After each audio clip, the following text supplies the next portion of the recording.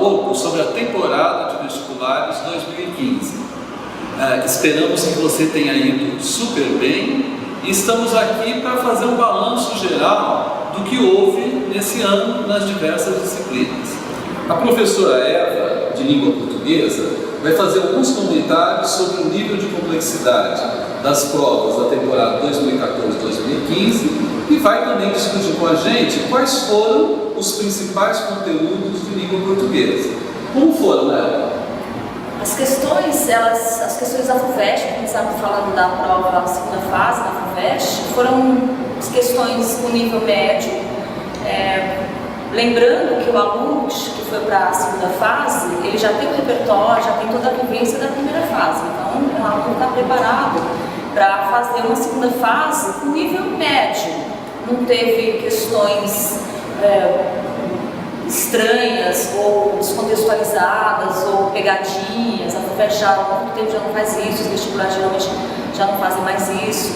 Então, foi um nível interessante, muito próximo do que a gente costuma trabalhar em sala de aula, e as questões de literatura, elas pedem bastante leitura mesmo, aquele aluno que vai atrás de resumos, ou que só assiste a aula do professor esperando que vai ter sucesso na prova, ele não vai, porque ele precisa ter uma leitura atenta dos livros, um nível de análise crítica também, sobre a época, sobre o estilo, sobre o autor, enfim. Então, este ano, a FUVEST continua com a tendência dos vestibulares anteriores, recentes, que é exigir bastante leitura mesmo dos livros, análise semântica na prova de língua portuguesa e interpretação, caem sim conteúdos gramaticais. A FUVEST sempre pede conteúdos gramaticais, só que não são conteúdos que exigem nomenclatura, termos técnicos. São conteúdos de morfologia, de sintaxe, de vocabulário, enfim, mas que pedem a semântica, né? que o aluno opere, o candidato opere com os conhecimentos básicos de gramática, mas que sejam reflexivos, não só apenas conteúdos que sejam memorização. Eva, como ficou a questão dos gêneros textuais nas provas da FUVEST e do Enem desse último ano? A FUVEST, ela pede sim vários gêneros textuais, tem muitos textos jornalísticos, tem textos verbais, não verbais, textos de professores de literatura, textos do Antônio Cândido, enfim. Ela varia também muito nos gêneros.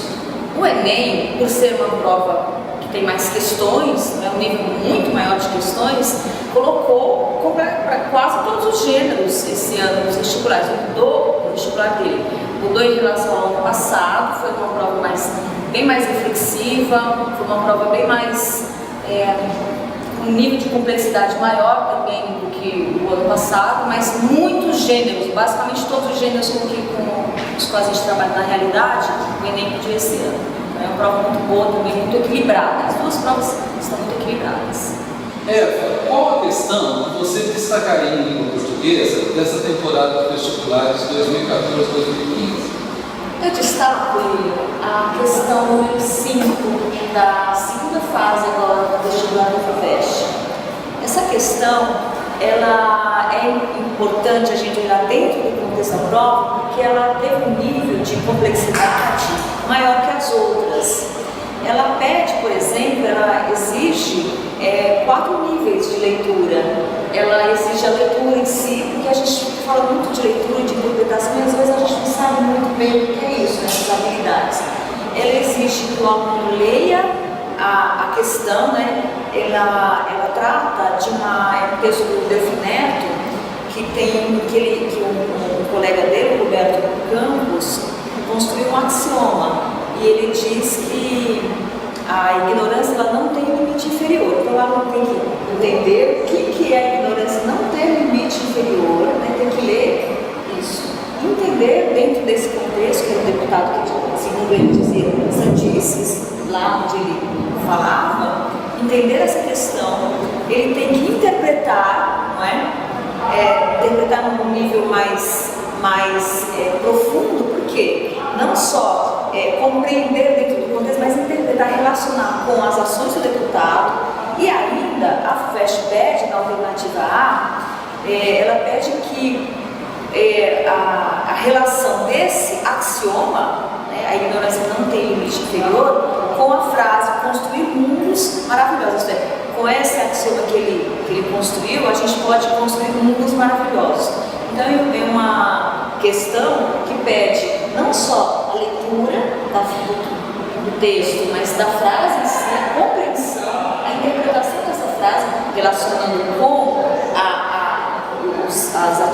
o ato aqui de falar do deputado, e ainda relacionar com a construção de mundos maravilhosos. Então ela exige vários níveis de habilidade dentro de uma só, frases muito curtas, muito objetivas e muito sucintas. Ela exige um nível de bastante atenção do aluno.